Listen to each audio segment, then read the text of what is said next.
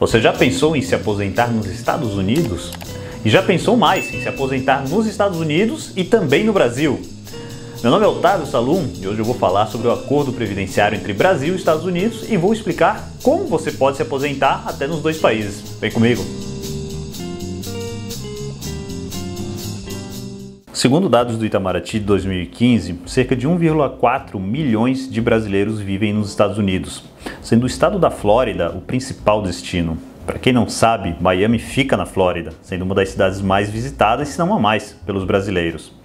Ainda segundo o Itamaraty, 40% dos brasileiros que vivem no exterior moram justamente nos Estados Unidos.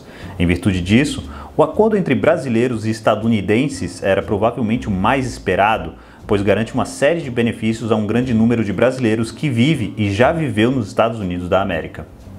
O Brasil tem atualmente 16 acordos bilaterais assinados e 2 multilaterais. O acordo com os Estados Unidos ele passou a viger, melhor dizendo, em 1º de outubro de 2018. Como eu falei ainda há pouco, ele era um dos mais aguardados pela grande quantidade de brasileiros que moram lá. Além do acordo, tem um ajuste administrativo também que ele serve justamente para regulamentar alguns pontos desse acordo. Tanto o acordo como o ajuste administrativo você pode acessar na descrição do vídeo, que eu estou deixando um link abaixo, tanto em inglês como em português. Antes de mais nada, é importante que a gente entenda, pelo menos tenha uma noção para que servem esses acordos previdenciários entre dois países. Eles basicamente fazem com que as relações dos países fiquem melhores, fiquem mais estreitas, porque eles beneficiam os cidadãos, beneficiam o próprio país. Eles servem, que talvez seja o mais importante, ou pelo menos o que o pessoal mais usa, eles servem para aproveitar o tempo trabalhado de um país no outro, o que acaba muitas vezes que a pessoa acaba aproveitando para se aposentar nos dois países. Ele serve para impedir a bitributação. Então ele tem essa série de vantagens e tem outra. Ele deixa o cidadão do outro país, por exemplo, um brasileiro que vai para os Estados Unidos, impede a igualdade com o americano, no sistema previdenciário, logicamente, o que com certeza é uma grande vantagem. O acordo se aplica aos benefícios de aposentadoria por idade, aposentadoria por invalidez e pensão por morte. Eu falo isso porque, dependendo do acordo, tem acordo que é mais abrangente. Esse acordo com os Estados Unidos ele é mais enxuto, digamos assim. Ele se aplica no Brasil para o pessoal do regime geral, do INSS, para os servidores, para os militares. O que isso quer dizer? Se a pessoa trabalhou no Brasil de carteira assinada, se foi servidor, se foi militar, essa pessoa pode aproveitar esse período para eventualmente se aposentar lá nos Estados Unidos. Tem alguns pontos que, por disposição expressa do acordo, acaba não se aplicando. Por exemplo, nos Estados Unidos eles têm o Medicare, que é a saúde deles, né? Um seguro-saúde. Então, um brasileiro ele não pode, por força do acordo, chegar nos Estados Unidos, se estiver trabalhando lá, não pode chegar lá e utilizar o sistema de saúde deles.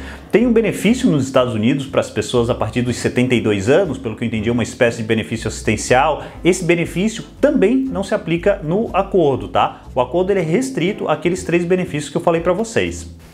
Nesse vídeo eu vou explicar para vocês os 3 benefícios americanos que estão previstos no acordo, pelo menos trazer os pressupostos para que, se a pessoa quiser pedir uma aposentadoria por idade, uma pensão por morte nos Estados Unidos, tenha pelo menos uma noção de como é que funciona.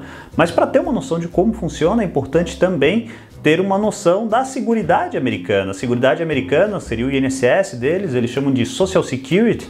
Tem uma página na internet com um link, está aqui na descrição, é bem legal. Tem como você pode calcular o seu benefício, pode calcular o seu tempo de contribuição. Então é uma página bem completa que vale a pena dar uma conferida. Segundo o próprio site do Social Security, esse é um sistema que ele atinge quase todas as famílias americanas. Ele, em algum momento da vida dos americanos, a pessoa vai acabar pedindo esse benefício. O sistema ele funciona da seguinte maneira: quando uma pessoa trabalha, ela paga impostos ao Social Security. Esses impostos eles seriam uma espécie de contribuição social, como é no Brasil. A gente paga o INSS, são contribuições sociais, mas elas são consideradas tributos. Então, nos Estados Unidos, me parece que é um pouco a mesma coisa. O dinheiro desse imposto, então, é usado para pagar benefícios para pessoas que já estão aposentadas, pessoas que já estão incapacitadas, sobreviventes de trabalhadores que tenham falecido, ou seja, os dependentes, que são os dependentes desses beneficiários. O dinheiro que se paga em impostos, ele não é guardado em uma conta pessoal para ser usada quando a pessoa passa a receber os benefícios, ou seja, não é uma capitalização, não é uma poupança como se fosse uma previdência complementar aqui no Brasil. Os impostos eles são usados nesse momento quando a pessoa precisa, para pagar os benefícios das pessoas. E qualquer montante não é usado para aplicação de fundos fiduciários do Social Security. Bom, o primeiro benefício que eu vou falar é a aposentadoria por idade. Como de praxe nesse benefício, na maioria dos países, existem dois requisitos que você tem que cumprir. O primeiro é a idade e tem também um tempo mínimo de contribuição à carência. A idade nos Estados Unidos também, como na maioria dos países, não existe diferença de idade entre homem e mulher. A idade mínima é de 67 anos para quem nasceu a partir de 1960, porque eles têm uma tabela progressiva. Quem nasceu antes de 1960, daí pode se aposentar um pouquinho mais cedo, mas a regra é que a pessoa se aposente com 67 anos de idade. Existe a possibilidade de a pessoa pedir uma espécie de aposentadoria tardia, ou seja, depois de 67 ela continua trabalhando, continua contribuindo e só depois que ela vai fazer o pedido de aposentadoria, nesse caso ela vai acabar recebendo um pouco mais. Da mesma forma, existe a possibilidade em alguns casos dela se aposentar um pouco antes dos 67 anos, na verdade a partir dos 62 anos, a pessoa em alguns casos pode pedir a sua aposentadoria já, por idade, mas nesse caso ela vai receber um pouquinho menos, daí fica a critério da pessoa. Bom, o segundo requisito seria a carência, que é o tempo mínimo de contribuição.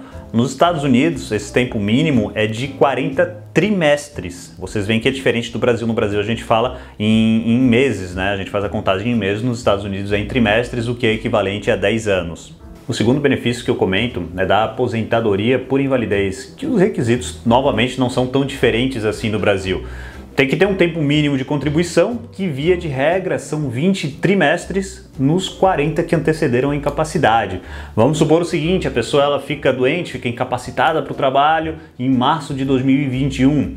Então, de março de 2011 até março de 2021, ela tem que ter pelo menos 5 anos pagos, que é o equivalente a 20 trimestres, certo? Em alguns casos é possível que esse tempo mínimo de contribuição ele seja reduzido, por exemplo, para as pessoas que têm menos de 31 anos, para as pessoas que nasceram cegas. Então nesses casos tem uma tabela progressiva e tal, mas nesse caso a pessoa não precisa completar todos esses 20 trimestres. Tem outro detalhe, não está previsto no acordo a questão do auxílio-doença. O que eu quero dizer com isso? Esses 20 trimestres, o brasileiro que ele está nos Estados Unidos, ele pode aproveitar o tempo trabalhado no Brasil para preencher. Para auxílio-doença, como não está previsto no acordo, um brasileiro ele só pode pedir o equivalente ao auxílio-doença lá se ele preencher os requisitos diretamente nos Estados Unidos, hein? O segundo requisito, também como de praxe, para receber uma aposentadoria por invalidez, a pessoa deve comprovar que está sem condições de trabalhar. Só que, dependendo do país, vocês já viram alguns outros vídeos de acordo, vocês vão reparar que como é mensurada a incapacidade, muda bastante. Nos Estados Unidos, eles consideram de duas maneiras. Se a pessoa está totalmente incapaz para trabalhar, ou se a pessoa está sem condições de trabalhar e exercer uma atividade que, em valores de 2021, seria abaixo de 1.310 dólares. E para finalizar essa questão da invalidez, tem um detalhe que eu achei bem interessante. Nos Estados Unidos, se a pessoa for um fugitivo da justiça, tiver com mandado de prisão em aberto, o benefício ele é suspenso. Eu falo isso porque talvez para algumas pessoas não pareça até meio óbvio, mas isso no Brasil é inimaginável, tá? Se a pessoa tem direito a receber um benefício, vai preso ou tá foragido, qualquer coisa, ela tem direito de continuar a receber o benefício, que não acontece nos Estados Unidos. E para finalizar essa parte, com relação à pensão por morte americana, a pessoa que faleceu, ele antes do óbito, tem que ter contribuído à previdência deles por pelo menos 10 anos. Desses 10 anos, 1 ano e meio ao menos tem que ser nos últimos 3 anos antes do óbito, tá? Além disso, algumas pessoas, não são todas as pessoas que têm direito, mas teria uma listagem de pessoas, por exemplo, os membros da família que podem receber o benefício, né? São a viúva ou o viúvo que tenham 60 anos ou mais. Reparem que isso é bem diferente do Brasil. Ou 50 anos ou mais se estiver incapacitado, né? O dependente, no caso. Qualquer idade, se eles cuidarem de seu filho que é menor de 16 anos, ou inválido e tiver direito de receber benefícios do Social Security no seu registro. Os filhos também podem receber os benefícios se forem solteiros e menores de 18 anos de idade, no Brasil recebe-se até os 21 em regra, ou então tiverem entre 18 e 19 anos de idade, mas estiverem em uma escola primária ou secundária como alunos de tempo integral. Também é possível que os filhos recebam se tiverem 18 anos ou mais e estiverem gravemente incapacitados. A invalidez, nesse caso, deve ter começado antes dos 22 anos de idade, ou seja, Se um dos filhos ficou nessa invalidez permanente depois dos 21 anos, depois dos 22 anos de idade, ele também não vai ter direito à pensão por morte. Existe a possibilidade também de, em alguns casos, o ex-marido ou a ex-mulher receber o benefício de pensão por morte, e tem até mesmo alguns benefícios assistenciais nos Estados Unidos, porque a gente muitas vezes tem a noção, os Estados Unidos é tudo privado e tal, mas existe uma série de benefícios assistenciais que eu não vou comentar aqui porque eles não estão previstos no acordo e também senão o vídeo vai muito longe. Agora eu vou falar para vocês algumas cláusulas que estão previstas no acordo. Uma cláusula bem corriqueira nesse tipo de instrumento é a cláusula do deslocamento do trabalhador.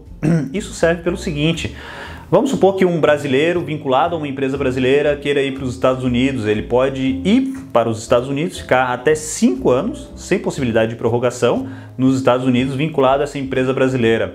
Por que isso é importante?